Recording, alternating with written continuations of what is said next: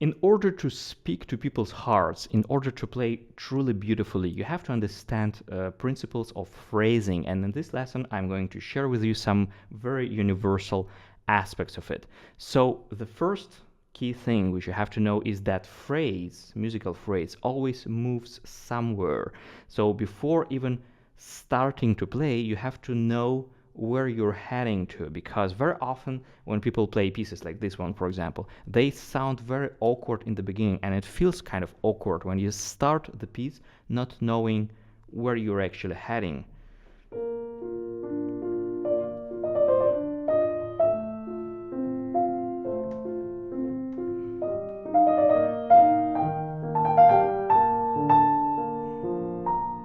So here, before even starting to play, I know already that a so-called local climax or climax of this particular phrase is on the third beat. So this is the most intensive part of it. I keep that in mind and I direct the whole stream of music towards that particular spot. Why it works like this? Because first of all, the line goes up, and because we have this wrong note here. So E natural doesn't really belong to this key. So whenever we have an alternated pitch, when we raise a pitch, it means more tension. So that's one red flag that I know that this note is very significant. And the second thing is that the melody naturally goes up in order to fall back at the fourth beat. So I would naturally do crescendo toward the third beat and diminuendo toward the fourth. The second phrase is even higher.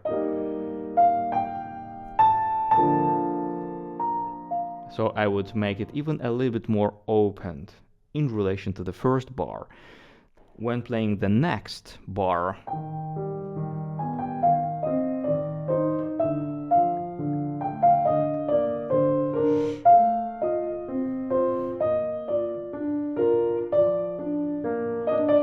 of course here we have a few different options, but for me the most important is to make sure that it sounds like one piece of music, those two bars, that I'm not breaking them down.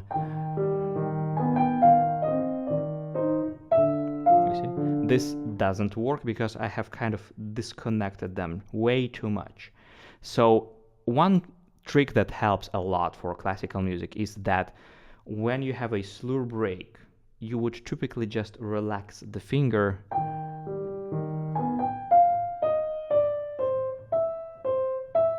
but you would not do broader 4R motions.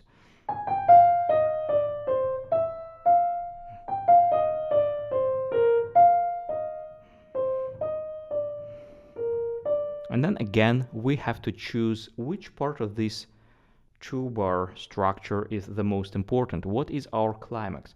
Do we start actually from the strongest point and then go down a bit less? Or maybe we have to go to the next bar.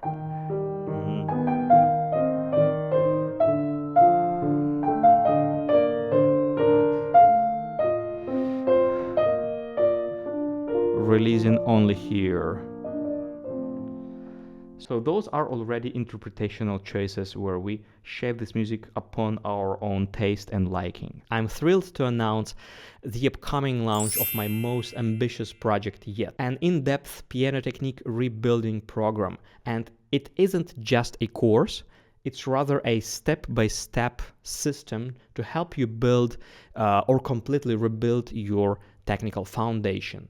Basically, I break down the whole art of piano playing efficiency into a set of concepts, into a set of motion patterns, and provide you with exercises and with detailed tutorials on famous piano pieces so you can master proper technique as quickly as humanly possible. There's plenty material for beginners, for intermediate, and for advanced pianists, and we will have even the whole section dedicated to 9 of Chopin etudes, with step-by-step tutorial how to master those without pain and struggle. The full curriculum drops December 25, so you can start working right after the Christmas. But you can pre-enroll into this course already now with 80% off. The value of this course is as great as 30 private lessons with me. So it would cost you $3,000 to take lessons with me in order to get exposed to all this information. The full price of this course is, however, $500, but if you pre-enroll now before Christmas, instead of $500, you will get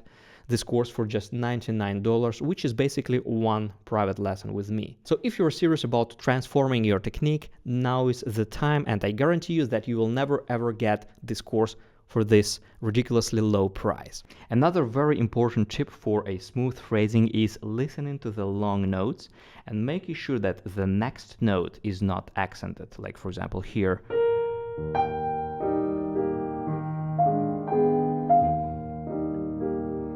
So what is important to check here is that we don't have an accent after that lasting note, because this effectively kills legato, kills nice phrasing. So what we are doing, we are listening to the prolonged note and we play the next note with the sound which has left. So now this note decreases, and now I play the next note, not louder of what has remained of the previous note. This is a secret of good legato and good phrasing. Then, of course, when we finish the phrase, always finishing it softer, especially when line goes down. Making sure that E flat is like 2 times softer than F. So for that, I have to ground myself at the bottom of the key on F, making sure that I reach the bottom of the key and support here properly. And E flat I play by diving through the key with the finger in a much more tender way and raising the forearm. So down, up. When we have leaps, this is a tricky situation because very often we got trapped into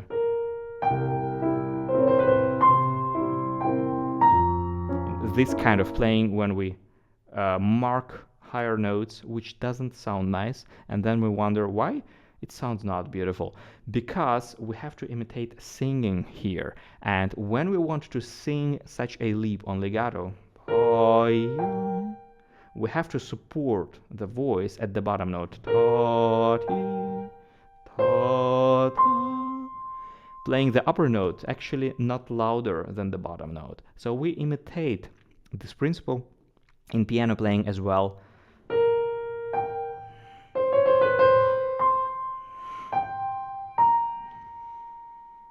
Because this won't work, you see. Again, we just need a little bit more weight and support on the bottom note. This is a universal rule which you can follow anywhere, also in Bach.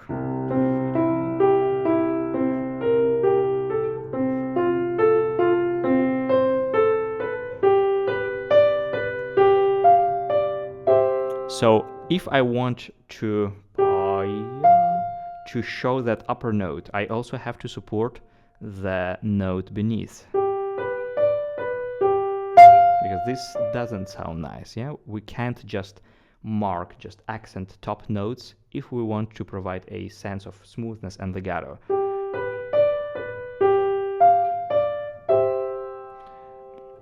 And then, of course, we have to ask ourselves, like, what is my structure I'm dealing with? So here we have a few motifs.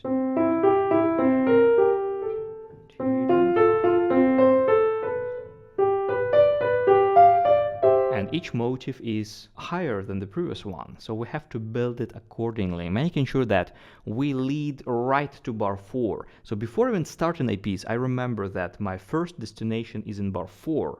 So then I don't feel awkward in the beginning of the piece. I know exactly where I'm going.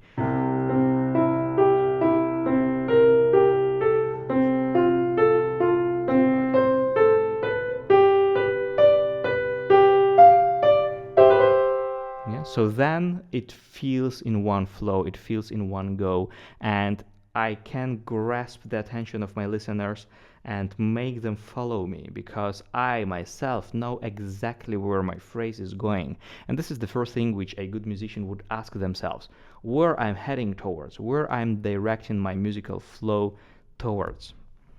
However, sometimes there are exceptions to a general rule of going up with a crescendo and going down with a diminuendo. Like, for example, in this etude, we might think that since the melody goes up, we do crescendo, and since it goes down, we do diminuendo.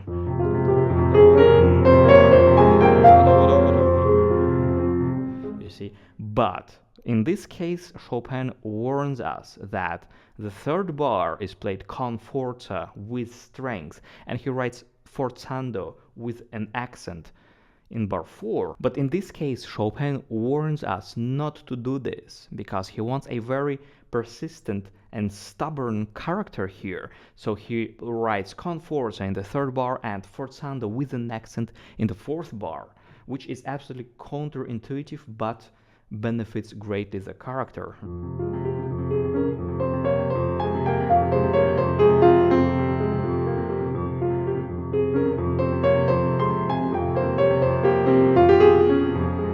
So then we have that strength, we have that drive in the piece. Thank you for watching this, and don't forget to check out my new comprehensive massive course on technique development and technique optimization, which you can find following the link in the description. And if you buy it before Christmas, you can get it with 80% off. So don't miss on that opportunity, and thank you for watching this.